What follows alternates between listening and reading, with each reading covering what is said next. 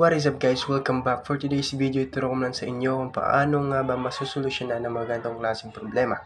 As you can see, mababasa natin na your account is already registered to another phone. I-register muna ang phone na iyon para ma-register ang phone na ito.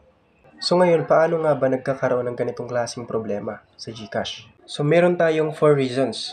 First is login to an unregistered phone. Ibig sabihin na nag-login ka doon sa new device habang nakaregistered pa yung account mo doon sa old phone mo. Second is uninstalled and reinstalled the GCash app on your registered phone. Third is did a factory reset on your registered phone. Ibig sabihin, in-erase mo yung old data mo doon sa device mo para maibalik ito doon sa default settings niya. And lastly, cleared data on your registered phone. Ibig sabihin, nag-clear data ka doon sa GCash app. So those are the 4 reasons kung bakit nagkakaroon ng ganitong klaseng problema sa GCash. So ngayon, ituro ko na sa inyo ang mga ways para ma-solve ang ganitong klaseng problema. First, if you have an access to your old phone.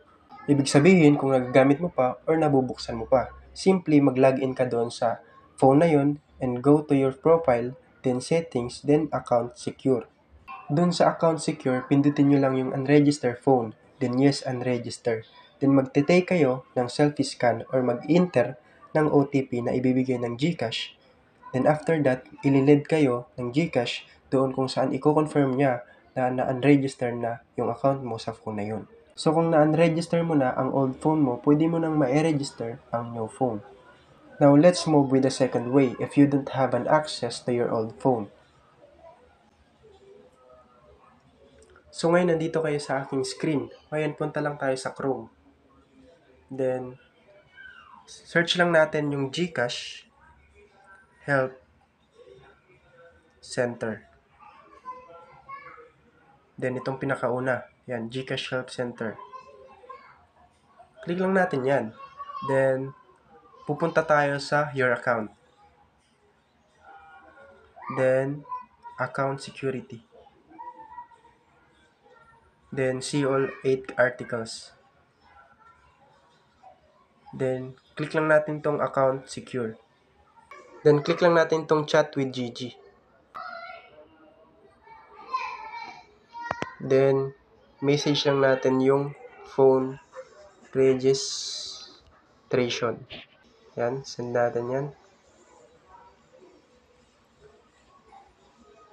Then click natin tong I'm getting the prompt. You already have a registered phone.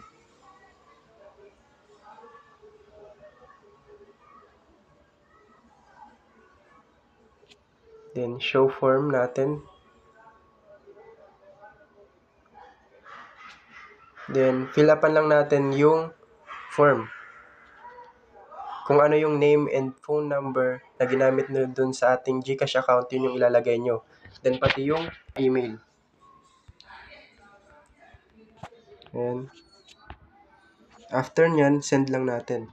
Then return to chat. Ayan, tatanungin ka, do you know the model and brand of your phone? Then click natin yung yes.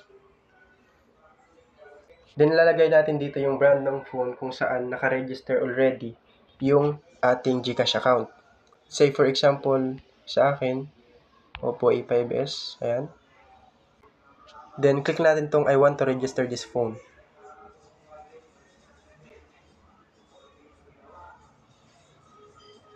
Then no, I can't log in my registered phone.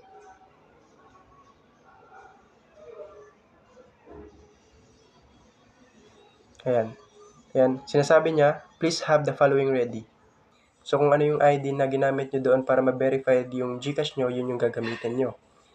Para ma-verify niya na kayo talaga yung may-ari ng account na yun. Then selfie with your valid ID. So click lang natin yung yes.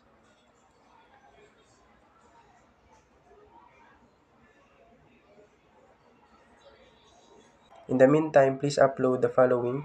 Ayan. Ngayon, mag-upload ka lang ng iyong valid ID and selfie with your valid ID. So, para makapag-upload ka, click mo lang tong ito. Then, media picker. So, ngayon, upload lang natin yung selfie with a valid ID and yung valid ID natin. So, after nyo ma-upload yung selfie with your valid ID, pati yung ID nyo, check lang natin doon sa ating email. Yan, as you can see, nag-reply. si Gcash Help Center. Si Cyril A yung nag-assist sa atin. Sabi niya, "Hi Raymart, thank you for reaching out to Gcash support. I see that you're unable to log in into your Gcash account.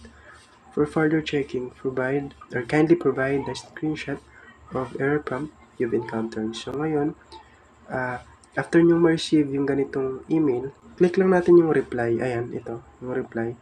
Then, send nyo lang yung screenshot nung error prompt. Yung ito. Ayan. Yan yung screenshot nyo. Then, send nyo doon sa Gmail. Then, after that, i-assist kayo ni Cyril A or sino man yung mag-assist sa inyo para maka-register yung new phone nyo. So hanggang doon na lang ang video tutorial na yun. Sana nakatulong ang video na ito and have a nice day. Thank you and goodbye. Peace out.